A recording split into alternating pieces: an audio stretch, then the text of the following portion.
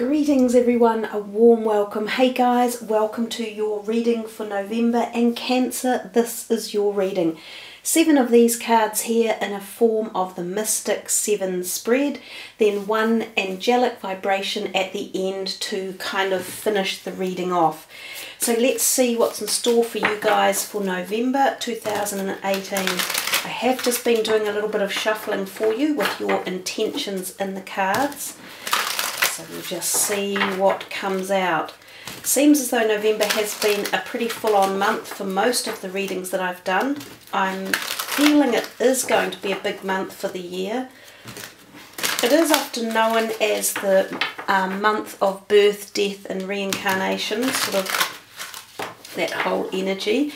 And it is the 11th month in a year that adds up to 11. So we've got an 11-11 thing happening. Okay, Cancer. Your first card is your current situation, which is material and spiritual prosperity. That's very nice. That is the 6 of Pentacles. Your next card is an obstacle in life as such, and that is triumphant success. Well, I'm not sure why that would be an obstacle, but that is basically the Ace of Swords, if you like. Your third card is an aspiration, something that you aspire to in life, and again that's a rather unusual one to turn up there. That is the disruption card, which is actually the Tower card. Your fourth card is the in position number 4 is number 4, which is the Emperor card, or the authority as he terms it. The fifth card is what lies behind you over here, and that is number 4 of Swords, rest and rejuvenation. Your sixth card is what is the next stage, and that is another major arcana, which is number 9, which is solitude, or the Hermit card. And your last card is the what will be, and it's the 6 of Wands, and that is victory and success. So I see we have a couple here with words that have success in them, and also material and spiritual prosperity. So if you're just looking at the words on the cards as kind of like a template for the energy that you can pick up in the month, or that you want to use or focus on, then the words on the cards are really powerful. So we've also got authority. We do have solitude and disruption, which are a little bit more interesting, and we'll work through them. So let's start off with your first card, which is your only Pentacles card, and it's one of the best ones there is with this number 6. So material and spiritual prosperity. He is standing out looking into his estate, it appears on all accounts, and kind of feeling very satisfied with the way life has delivered things into his realm. Now this is usually due to grounded, logical, solid work. That's what the Pentacles energy often means. So for some of you it could be saying, you know, congratulations, you have either worked hard and earned well to cover the work that you've done, or you have also come into money either through your own means by working, or through investment and making the right choices, and your money is paying you well, or sitting in a fundamentally good position. So that's a good way to start the month. Even if some of you feel as though this might not be the case, then look at that card and feel into it, and look for material and spiritual prosperity. It can often signal things such as success around a career as well, because this is the Pentacles card. So it can be a time where we see the cycle of giving and taking coming into our life as well, and I think this is what it means about spiritual prosperity. When this card comes in, it is often a sign that you could be gifted a little bit of something extra in life, either by way of a gift, could even be like a bequeathment or a loan, or just a friendly gesture and a gift of love, or it could be that you are, so not necessarily on the receiving end, but on the giving end, and being fortunate enough to be able to give someone else some sort of support and nurture or manifestation, and that could be in terms of money as well. So it is a great positive card to start your month, and I think each of you can ponder upon its meanings and feel into it how it best suits your situation. As I say, if you feel as though it's not you that's doing the giving, then you may well be in a position where you receive something from someone that turns out to be a very welcome gesture in your life, and something that nourishes you, if you like, and buoys you up. So if we come to the second card, which is in essence the Ace of Swords, and it is triumphant success, but it's in your obstacles path. Well, if it's an obstacle, it could be that the success is coming with a sort of a blade attached to it. Often the Ace of Swords is known as a card that is of new beginnings and promotes success, but usually at the cost of something else having to drop off. So we sometimes see this card coming up when there's things like a divorce. So you get the divorce, but a marriage has suffered in the interim. You know, you've lost a marriage out of it. Sometimes it can be when you are getting out of a company or a business that you might have formed with someone. So it could be the dissolution papers of a company, so that it's dissolving. But at one point it was obviously where you wanted to be and what you wanted to have. So can you see there are always two sides to the coin? So given that this is in an obstacles case, it could be for some of you that you're receiving the information that allows you to go forward to the next step or phase in life, such as a divorce papers coming through the mail, or a dissolution of a business, or the fading away of a partnership or a relationship, or even a job that you leave behind that you think, well, I've worked in this job or field for the last 10 years and I want to try something new. So it's kind of like there could be a sadness to it. The other perspective is, if it's in this obstacles position, it could be that it's taking longer than you expect for the success to happen. So some of you might have been anticipating either a pay rise or a promotion, or to hear back from a job interview. Or some of you might have been hoping on starting off a new relationship with someone, or you've been looking or waiting on an operation to happen, and these things are for some reason held up and you can't quite see why. Just remember that the word triumphant success plays a role in this. So being held up is probably a good thing, because there is something else that is to be done before it is finished off or signed off. We move up to the third card, and it's your aspiration, which is the disruption card, or the Tower. So again, it's a little bit strange to have it as a sort of aspiration in life. The Tower usually stands for quite quick, rapid change coming, and it's change because something fundamentally wasn't structured right in our life. So if this is an aspiration, it could be you realizing that something around you has been not working the way it should, which is a little bit like what we've just talked about through here. So it could be something to do with your career, it could be something to do with your health or relationships, or even your finances. I think it could mean that you feel as though you might want to make this abrupt change. And sometimes in my mind, I've seen this happen. It means it can be like you could just choose to destabilize something. It could be an argument you pick with someone. It could be you just walk into work if you're working and you hand your notice in. It could be that if you are studying at university, you just decide, no, this isn't what I want to do, and you walk out of that. It could be that you might have been in a long-term relationship with someone and you go, no, this isn't the right person for me, and off you go. So these are the type of energies that the Tower could be creating as a background effect for you. And it says disruption, which is exactly what you would be doing by, you know, kind of discontinuing the current flow. But it usually means that at a profound level somewhere along the track for the future, you go in a different direction clearly, and it's the direction actually that you're meant to be headed in. So the disruption card need not be feared, and it need not be worried about. It is more likely to put you on your correct path and your new path forward. So coming down to card number 4 and position number 4, this is the first time he's been out in this November reading, but we have seen his kind of cousins a great deal. The wisdom card, which is the number 5, which is the Hierophant. So they're kind of a little bit similar in as much as they are very much authoritarian, patriarchal figures of society. And you can see by the way he's standing there, he's got this kind of look of don't cross my path and listen to what I'm saying attitude. And this is what he is quite often known for. He's also considered to be a person who could be coming around about in the Aries energy, so March or April. So sometimes he refers to a time setting in a reading. This could be the fact that a project you are embarking on might finish or come to fruition or be elevated around about that time next year. He can also sometimes represent a new love interest coming into your life who is literally like this person. So an older man, possibly of the Aries type of fire sign energy or an Aries rising sign.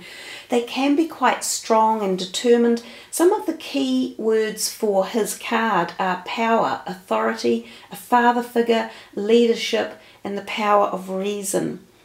He does have an insensitivity to others and their feelings and passions. He can be assertive and dogmatic. He kind of deals with orderly chaos. He takes controls of situations and he has structured thought and he sticks to the rules like his cousin, the old, as I say, the Hierophant. If this is what needs to be awakened, it could be, as I say, for some of you, this new person coming into your life, possibly as a romantic partner.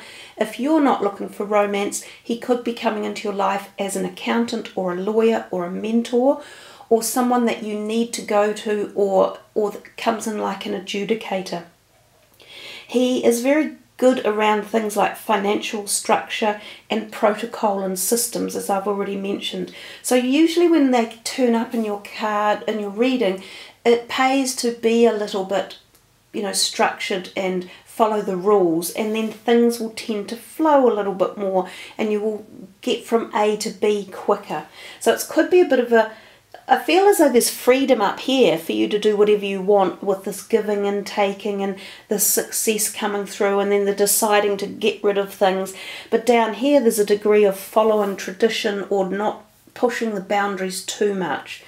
If we come to your fifth card, which is this one over here, which lies behind you, it's rest and rejuvenation, the Four of Swords. So it could be telling us that at some point in the past you may have done this. You may have recently been on a small break somewhere to like a retreat type feeling.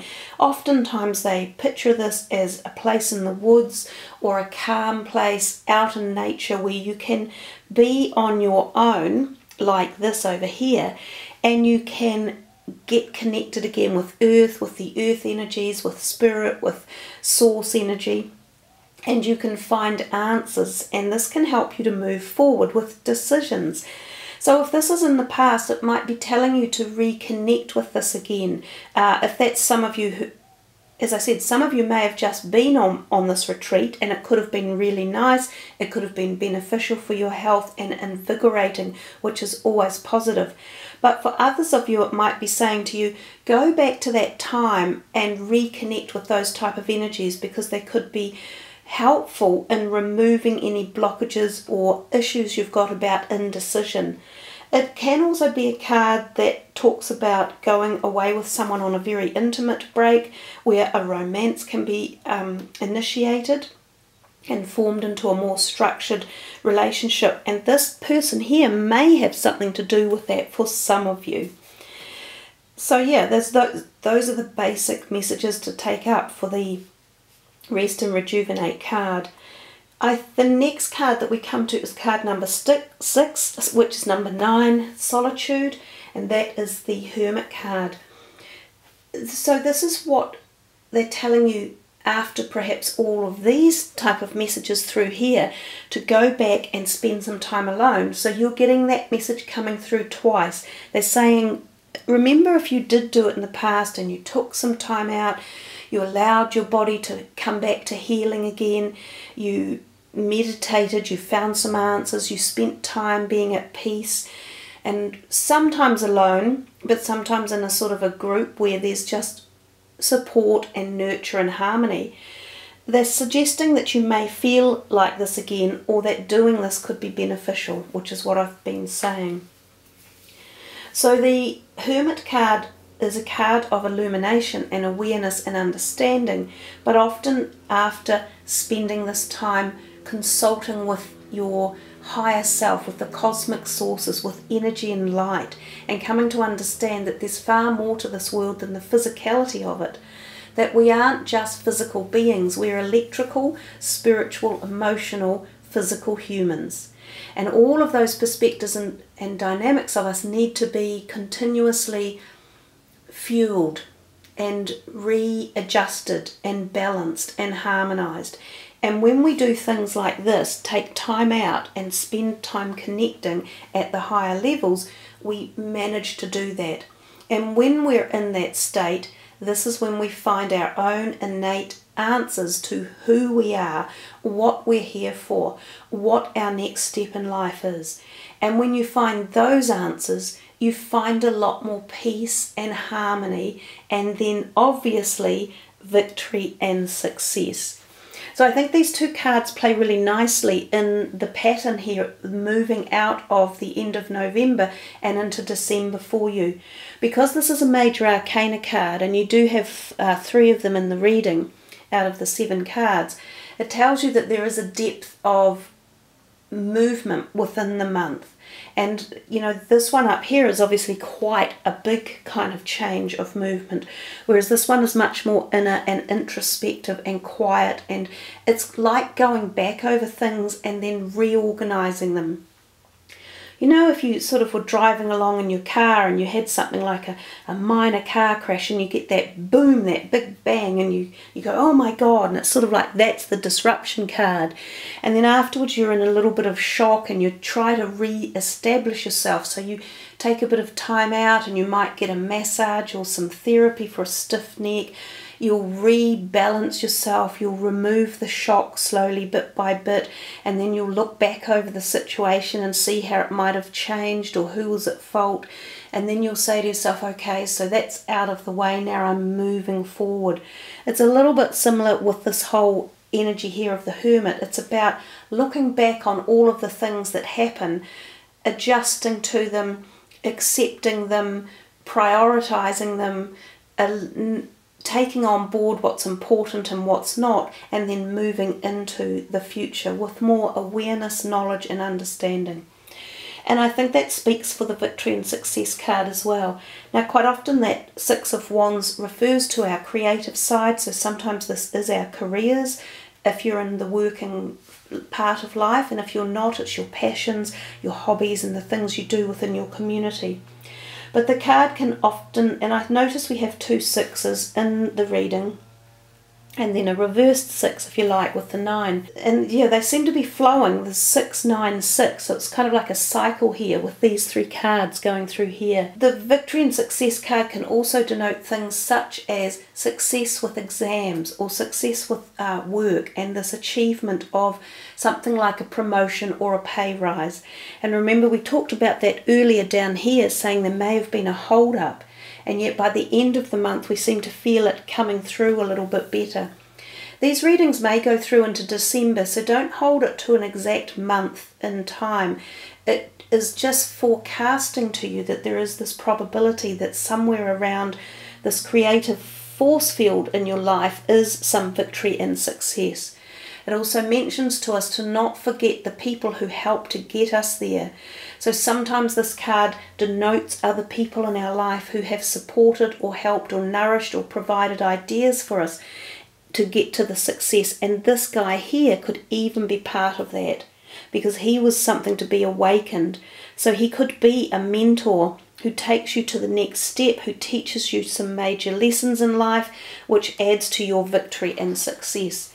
So you can see how everything can be tied in to your picture, and when you do that, everything's a lot more cohesive and it flows faster and with more depth, and then there is more manifestation. So nice reading there for you, Cancer. Let's put these ones away and see what your last card will be.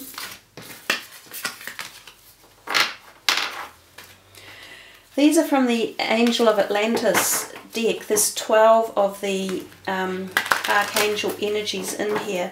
And, you know, the the angelic vibrational energy, they are a little bit unique. They're sort of, some people imagine them to be angels as such, and I guess they can take on a shape. Basically, everything in life is an energetic force field, and these are no different. So they are like a white light, high vibrational energy, just as the cards on the front sort of depict. So anyhow, let's see what your message is for November.